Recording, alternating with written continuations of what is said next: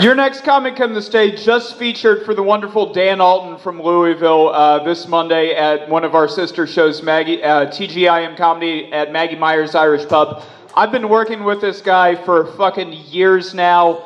We have done more shows together than I've done with any other comic on the face of the planet. Please welcome one of my best friends in comedy, Travis Short, everybody.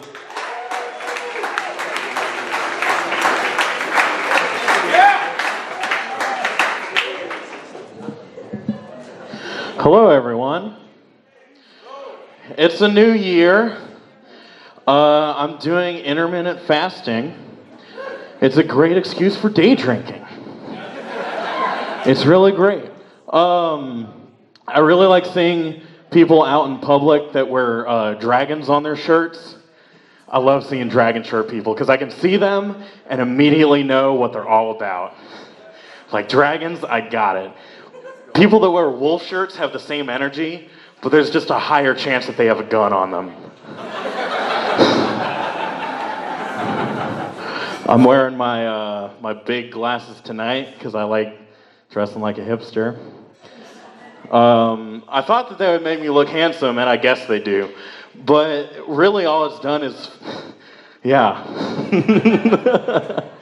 But all these glasses have really done for my life is just fill me with constant anxiety because I worry that people can see the reflection of my phone while I'm talking to them. I don't need people knowing what kind of porn I'm into while I'm talking to them. I feel like it's rude for them to know about. Lots of people have been talking about millennials. Let's do it some more. You can tell that millennials have started working for Milton Bradley because of all the different kinds of like new kids games that are out. They're all just variations of Russian roulette. We're really showing these kids how it's done. I do miss games that... I miss kids. No, all the kids are gone. I miss them. No, I miss games that I grew up with when I was a kid. They had some really cool concepts, like some criminal profiling and human disembowelment simulation.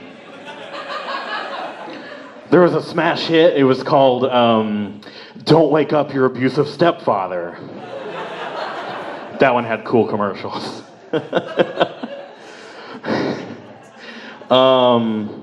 Something that's all the rage with millennials these days is peanut allergies. I'm kind of sad that I missed that trend. The most millennial thing I can think of is something that happened to everyone I know that has a peanut allergy, is they found out by walking into a Logan's Roadhouse. They just went, crunch, crunch, Mom, my throat is closing up. We gotta go.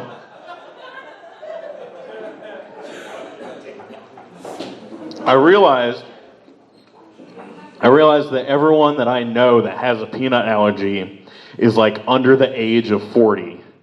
Because everyone older than that had a peanut allergy is dead. No one cared back then. Your throat's closing up, rub some dirt in it. You're fine. You're fine. No one cares.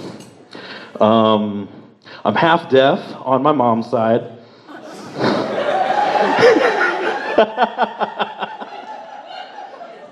Some of her friends are here. She's here too.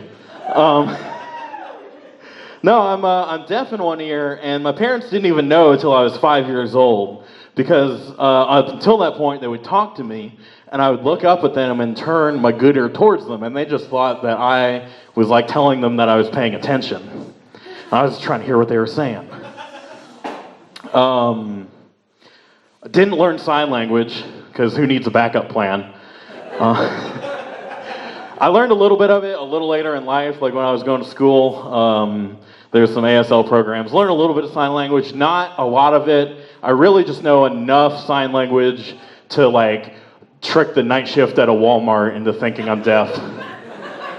It's a great way to get people to not talk to you. It's just like learn a little bit of sign language. Everyone goes, oh, okay. And then they leave because they're uncomfortable.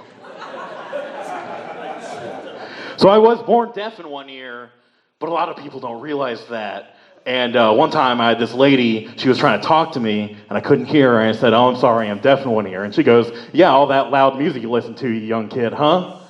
And I said, "Well, actually, I was born this way," and she turned white as a sheet and walked away. It was really great.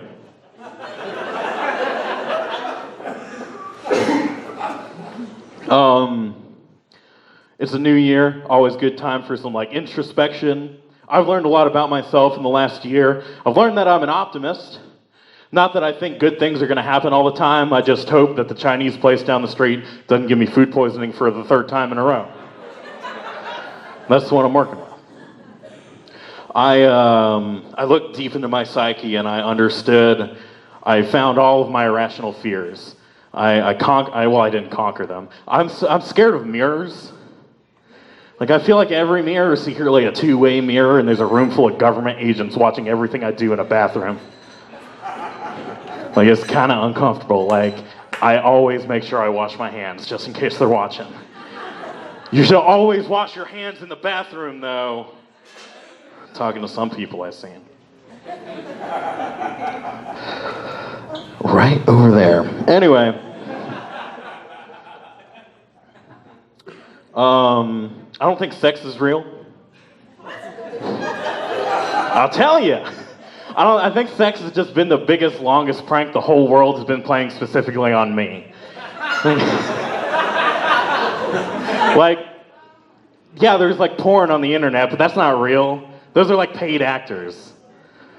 No, I always felt like if I ever romanced a lady and went back to my place and we got in my bed, does sex happen in beds? She's like, "Yeah, what are you talking about?" Of course. Of course.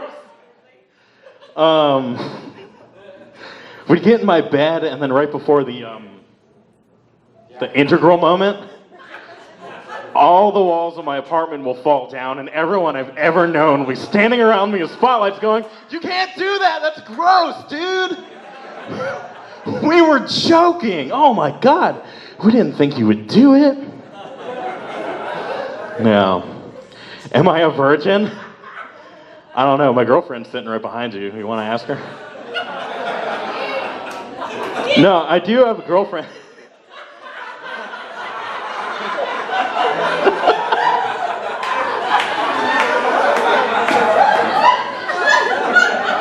Okay.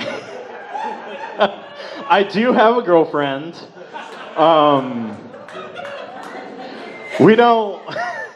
We don't have sex. We just lay in bed and stare into each other's eyes and talk about how much we love each other.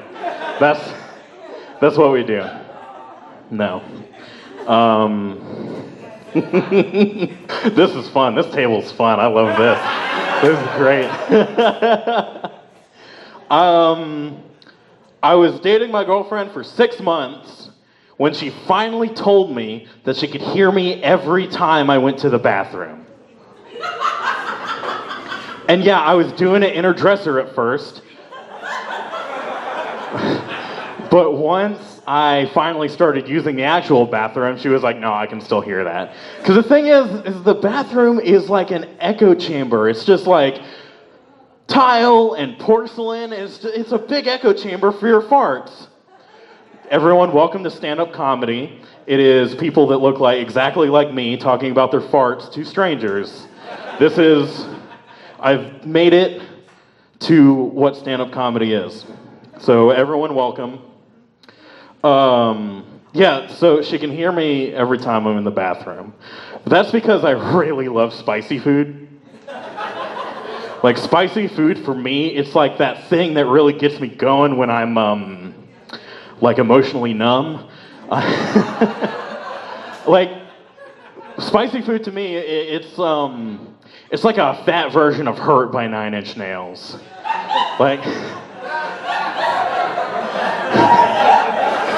I ate some wings today to see if I could still feel.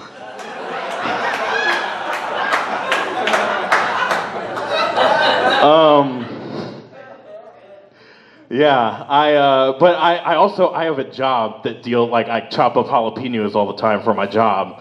And you know how they tell you should put on gloves when you're cutting up peppers because then you'll touch your eye and then you'll touch your crotch and then you're on fire for the rest of your life. I'm gonna tell you guys a secret tonight.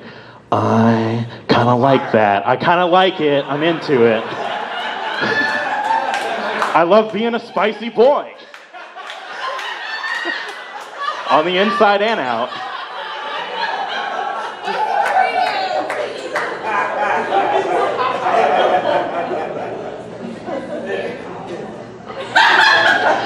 I didn't even tell a joke, they're cracking up. This is awesome. Oh, did you guys ever get lonely? Yeah, my girlfriend clapped.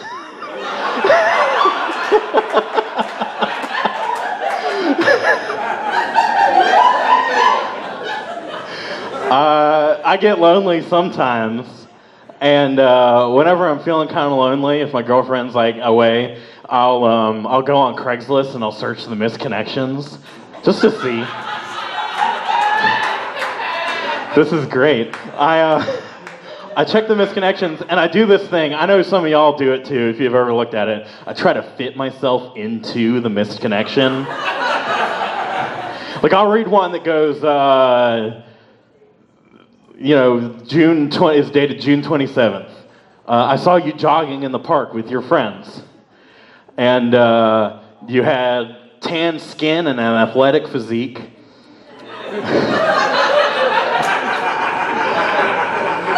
And y'all stopped to take a quick break and you made a joke and everyone laughed and that's when our eyes met. And I'm like, accurate. I also have friends and tell jokes. This is perfect. This is perfect for me. Except that I know what I was doing on June 27th. I was not jogging in the park. I had just made a second box of stovetop stuffing, and I was in the middle of an anime marathon because Suzumiya Senpai can't solve all those mysteries by herself.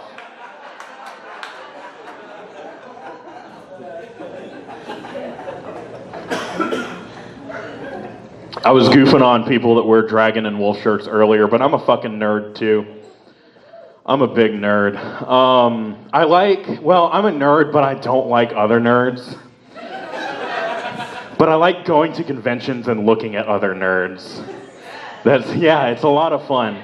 Especially, my favorite kind of nerd are nerds that are a little bit older and they've like gotten together and got married and had like kids.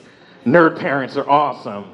They do things like dress up strollers to look like the TARDIS or a Dalek. But then sometimes they get a little overboard with it. They like shove their child inside of an R2-D2. You can't do that, nerds. Your baby's gonna overheat. You gotta calm down with it. At least poke a ventilation hole. Let them open up every once in a while. You can't stay in character the whole time. So if you're a nerd out there, please check your R2-D2 costumes for your child before you go into the grocery store. It's dangerous. But somewhere in my mind, I know out there is like the overbearing nerd parent. Like you see it in sports a lot, like the sports parent that has to like live vicariously through their sports child for sports. You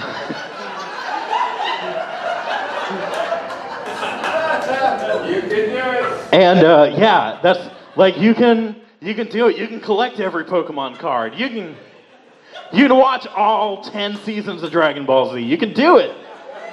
But yeah, there's an overbearing nerd dad out there. Some poor kid wants to go around and kick a ball, and their dad's standing over him going, like, all right, get out the NES. We're going to play Super Mario Brothers 3, and I'm not telling you where those flutes are. We're going to play the whole thing. Dust off the N64, we're going to play Ocarina of Time. I know it's the most overrated Zelda game, but you're going to love it because I loved it. What's that, Jimmy? You don't have any friends to trade Pokemon with?